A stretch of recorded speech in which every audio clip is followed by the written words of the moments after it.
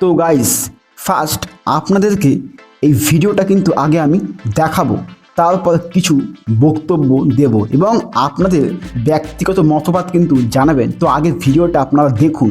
2026-এর বিধানসভা ভোট নিয়ে নওশাদ সিদ্দিকী ভাইজানকে টার্গেট নিয়ে কী বক্তব্য দিচ্ছেন দেখাবো সেই ভিডিও, এবং পাল্টা হুঁশিয়ারি কী বক্তব্য দিয়েছেন ইন্ডিয়ান সেকুলার ফ্রন্টের চেয়ারম্যান নওশাদ সিদ্দিকী ভাইজান দেখাবো সেই ভিডিও। এবার ভাঙড় তৃণমূল কংগ্রেসকে জিততে হবে, আপনাদের কথা দিতে হবে সেই একটা আসন যেন এই দক্ষিণ 24 পরগনা থেকে হয়। এবার ভাঙড় তৃণমূল কংগ্রেসকে জিততে হবে, 31 দক্ষিণ 24 পরগনা করতে হবে। এ প্রসঙ্গে কি বলবেন? ভাঙড়ের বিধায়ক 293টা বিধায়কের নোংরামি অন্যায়কে ফাঁস করে দিচ্ছে। একজন বিধায়ক হয়েও মানুষের কথা কিভাবে বিধানসভার মধ্যে বিধানসভার বাইরে বলা যায় সেটা দেখিয়ে দিচ্ছে।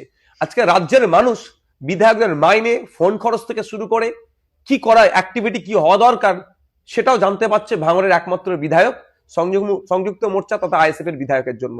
তাই এক আইএসএফ এর বিধায়ক তৃণমূল কংগ্রেসের নোংরামি, বিজেপির সাম্প্রদায়িকতার বিরুদ্ধে যেভাবে লড়ে যাচ্ছে, তৃণমূল কংগ্রেস আর বিজেপি চিন্তিত হচ্ছে, ফলে ভাঙড়ের বিধায়ককে হারাতে হবে। তবে একটু আমি বলে রাখি, 2021 সালে আপনারা অনেক চেয়েছিলেন, পারেননি। 2026 সাল আসছে, সংযুক্ত মোর্চা 2026-এ যাতে তৈরি হয় তার জন্য আমরা চেষ্টা করছি।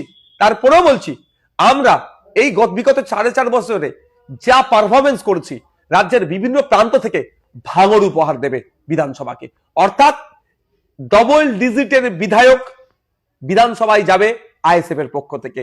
পারলে গণতান্ত্রিক প্রক্রিয়াতে লড়াই আসুন, আমরা আপনাদের চ্যালেঞ্জকে গ্রহণ করছি। 2021 সালে সূর্যকান্ত মিশ্রকে টার্গেট করে হারানো হয়েছে। 24-এর লোকসভায় মোহাম্মদ সেলিম অজিত চৌধুরীকে টার্গেট করে হারানো হয়েছে। 26-এ বিধানসভায় আপনার উপরে টার্গেট হচ্ছে, সেটা বাংলার মানুষ দিনের আলোর মতো পরিষ্কার হয়েছে।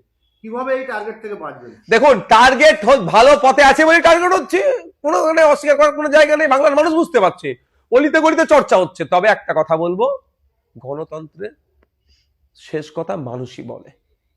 গণতন্ত্র মানুষের জন্য।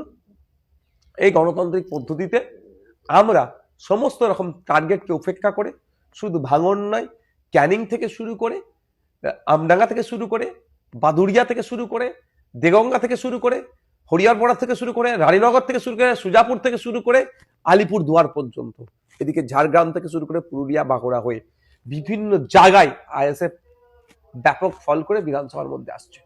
ভাঙড়ে 2021-এ ভাঙড়ে জিতেছেন আবির্ভাবে, ক্যানিং পূর্ব বিধানসভায় ভালো রেজাল্ট করেছেন, বেশ কয়েকটা হাড়োয়ায়ও ভালো রেজাল্ট করেছেন, আপনার দক্ষিণ 24 পরগনায় ভালো রেজাল্ট করেছেন। এবারে আপনাদের কি টার্গেট রয়েছে এবং বামেদের সঙ্গে আপনাদের জোটে? বামেদের সাথে আলোচনার পর্যায়ে আছে, সিট শেয়ারিং এর জায়গায় আছে, আলোচনা চলছে।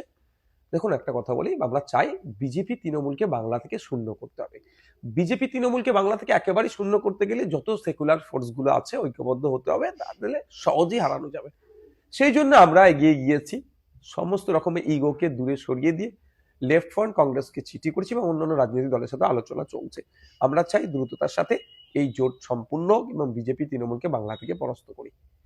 আর 2021 সালে রেজাল্ট হয়েছিল যেটা, 2026 সালে তার থেকে ভয়ঙ্কর ভালো রেজাল্ট হবে। কারণ 2021-এ আমরা দল তৈরি করেছিলাম, অনেকে সাম্প্রদায়িক দল বলে আমাদেরকে দেখে দিয়েছিল, অনেকে অমুক দলের দালালি করছে বলে দেখে দিয়েছিল। কিন্তু 4.5 বছরে বাংলার মানুষ বুঝে গিয়েছে এটা সাম্প্রদায়িক দল না প্রকৃত অর্থে ধর্মনিরপেক্ষ দল। কারণ শাখা পালা নিয়ে পরীক্ষা কেন্দ্রে ঢুকতে না বাধা দিলে আইএসএফ প্রতিবাদ করে, হিজাব নিয়ে কোনো সমস্যা হলে এই আইএসএফ প্রতিবাদ করে, রমজান মাসের ফলের দাম বেড়ে গেলে আইএসএফ প্রতিবাদ করে, ধানতেরাসের সময় হিন্দু ভাইদের যে সোনা গহনা কিনতে অসুবিধা হচ্ছে, দাম বেড়ে যাচ্ছে, এর প্রতিবাদ আইএসএফ করে, আনিসকে হত্যা করলে প্রতিবাদ আইএসএফ করে, বিদ্যুৎ মন্ডলকে হত্যা করলে এই প্রতিবাদ আইএসএফই করে। সেই আপনার বকটুই থেকে শুরু করে কুলতলি আমার ছোট্ট বোনটার জন্য প্রতিবাদ আইএসএফই করেছে। সুতরাং আইএসএফ এর কার্যকর্ম সারা রাজ্যে ছড়িয়ে পড়েছে। এখন সাম্প্রদায়িক বা অমুক দলের দালাল বলেও আইএসএফ এর যে ঝড় উঠেছে আটকাতে পারবে না। ক্যানিং পূর্বের বিধায়ক তিনি বলছেন যে আব্বাস সিদ্দিকী, নওশাদ সিদ্দিকী কিংবা সিদ্দিকীকে ক্যানিং এসে দাঁড়াতে হবে, যদি না দাঁড়ায় জোর করে দাঁড় করাবো। শুনুন, ওই নটোরিয়াস ক্রিমিনালের নামটা বাদ দিন, আবার সময় নষ্ট করবো না ওর জন্য।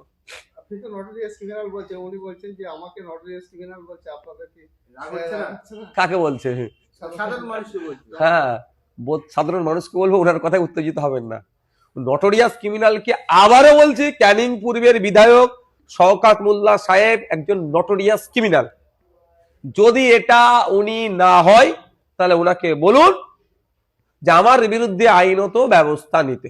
তিনি বলছেন যে আমি একবার ওর জেলে যাই যে বা হ্যাঁ। নিচে জড়াই নেই, আপনি একজন দর্শক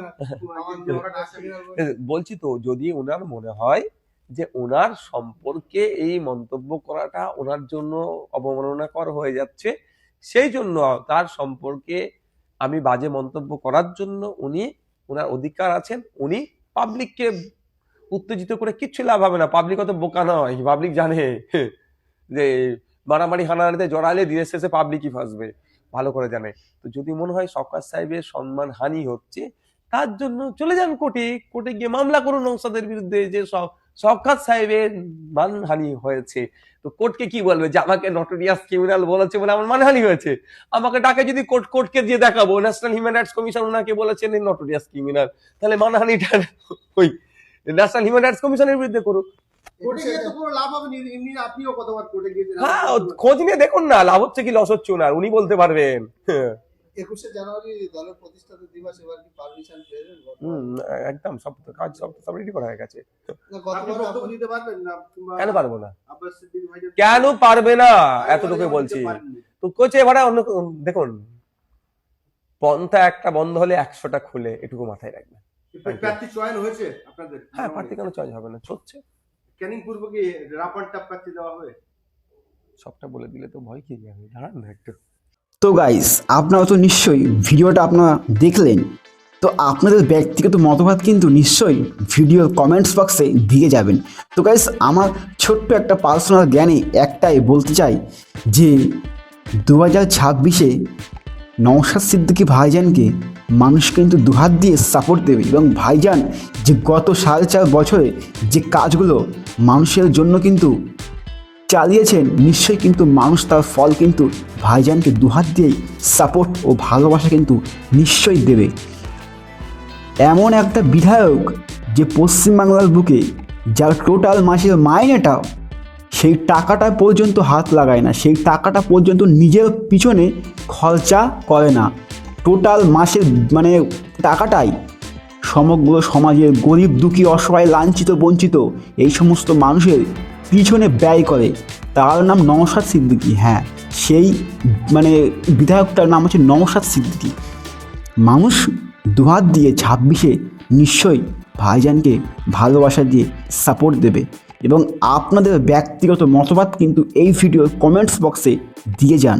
নিশ্চয়ই আপনাদের সঠিক মূল্যবান মতবাদ কিন্তু জানিয়ে দিবেন।